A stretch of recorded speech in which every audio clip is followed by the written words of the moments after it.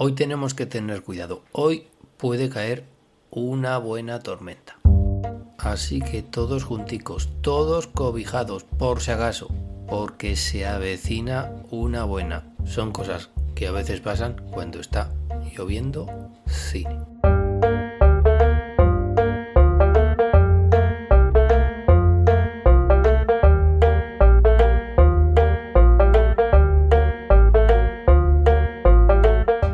Porque aquí comienza un programa más de tu podcast favorito, Lloviendo Cine, al cual estáis todos pertinente y convenientemente invitados. No necesitáis de ningún tipo de entrada, no necesitáis de ningún tipo de permiso. Las puertas están abiertas de par en par. Cuidado que ya se acerca la tormenta.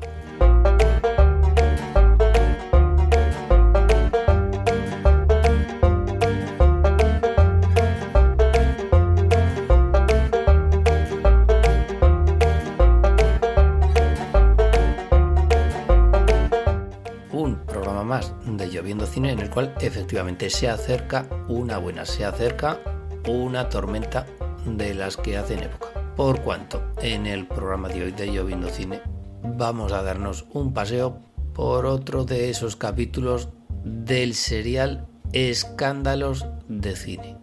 Lo comenzamos hace unas semanas. Hablábamos por aquel entonces de los escándalos del cine mudo. Grandes nombres como el de Charles Chaplin aparecieron en aquella ocasión. Bueno, pues hoy toca hablar de otro gran nombre, de un nombre sonoro, de un nombre de esos que llamamos en Lloviendo Cine marca registrada. El nombre de un actor, en este caso, que se ha perpetuado en el tiempo. Un nombre que es todo un mito, una leyenda. Es decir su nombre y es decir su apellido, que por cierto parece que estás anunciando el nombre de una colonia y es ponerse a temblar. Es de esos nombres que impone. Como igual estamos en horario infantil, no podemos decir otra palabra. Pero este señor se ganó muy a pulso a aparecer en un programa como el de hoy de Lloviendo Cine, dedicado a los escándalos habidos en el séptimo arte. Porque este señor no protagonizó uno, sino que protagonizó varios. Muy a su pesar en algunos casos. El señor que viene al programa de hoy de Lloviendo Cine se llama, lo diremos después de decir que esto es un Lloviendo Cine Express.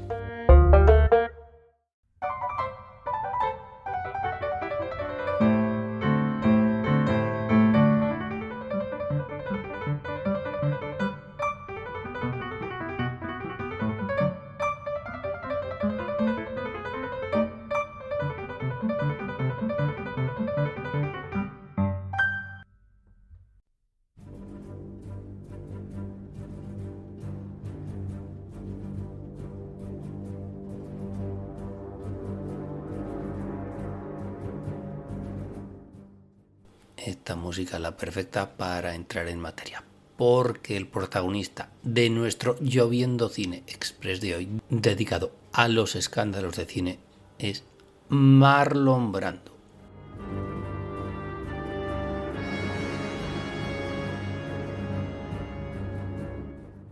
Y es que de verdad no se sabe muy bien por qué hay nombres del séptimo arte, sobre todo norteamericano, que es decirlos y entrar en la congoje, por no decir otra palabra fuera de horario infantil. Gente como ella, Jack Nicholson, Francis Ford Coppola o Marlon Brando.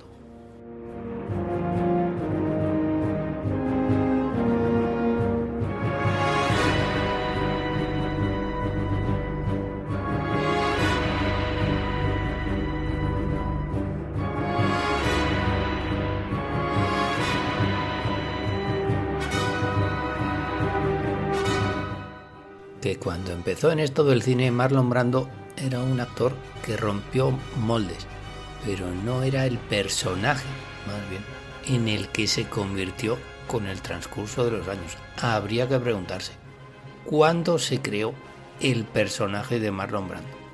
¿Cuándo se creyó que era Marlon Brando? Que tenía que actuar conforme a ese papel que adoptó en la vida real y en la de ficción. Efectivamente, Marlon Brando se creó a sí mismo y se creyó a sí mismo.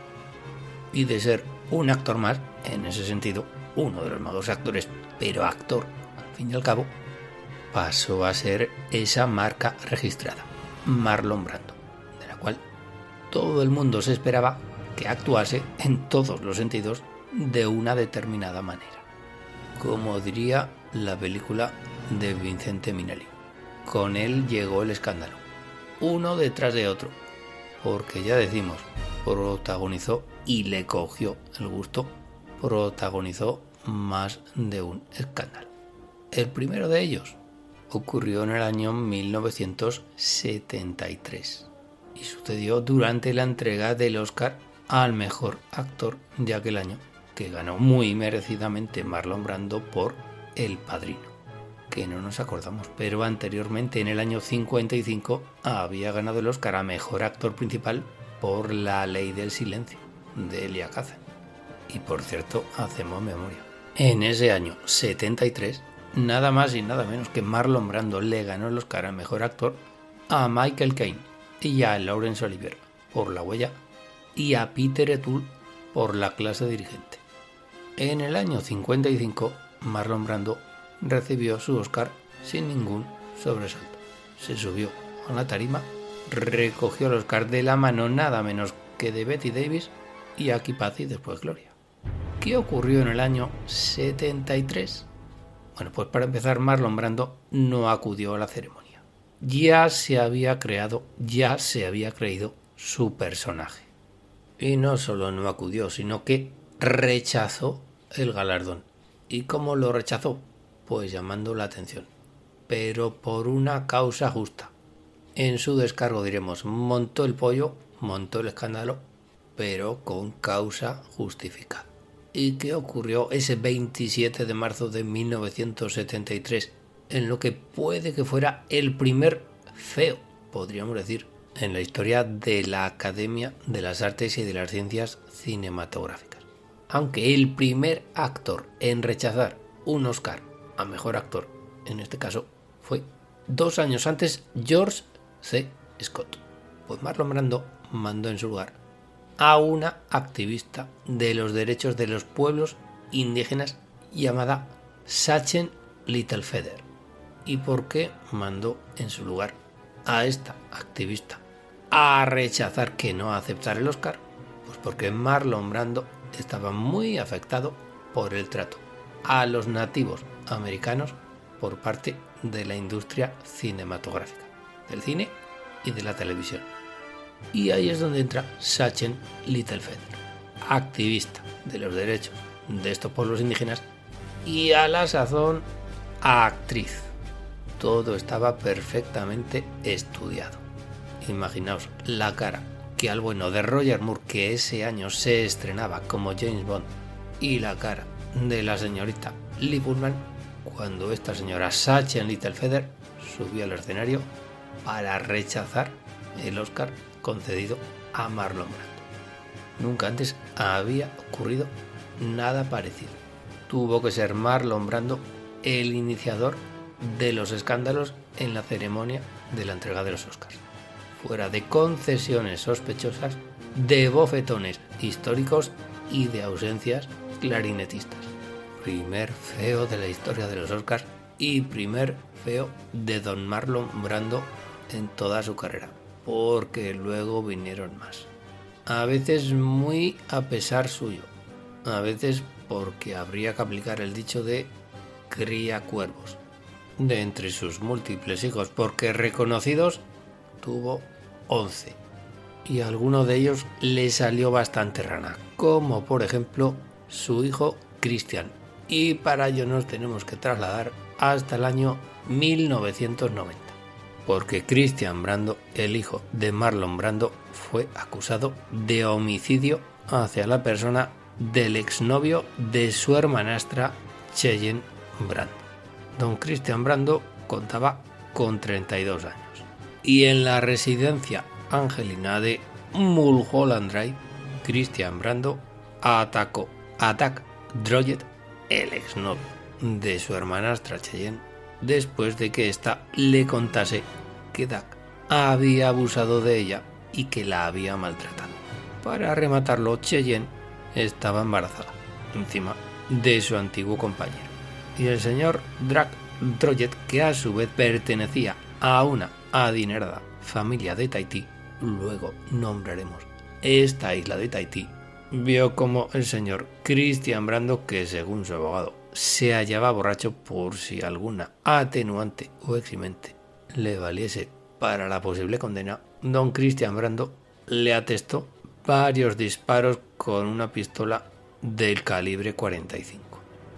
¿Qué iba a hacer el pobre Marlon Brando viendo cómo criaba cuervos y estos le salían díscolos? Pues convocar una rueda de prensa en la que se declaró solidario con su hijo y profundamente apesumbrado cuando el juez decretó la prisión incondicional de Christian Brando, que finalmente fue declarado culpable cumpliendo 6 años de prisión. Si acabara ahí la cosa, la pobre Cheyenne Brando 5 años después se quitaría la vida. Ya hemos dicho que algún escándalo fue muy al pesar de Marlon Brando. Y podríamos seguir con escándalos, pero nos vamos a dejar para el final el mayor de ellos, porque ahora podríamos hablar de bagatelas escandalosas comparadas con el que cerrará el programa de hoy de Lloviendo Cine Express. Vayamos con esas bagatelas.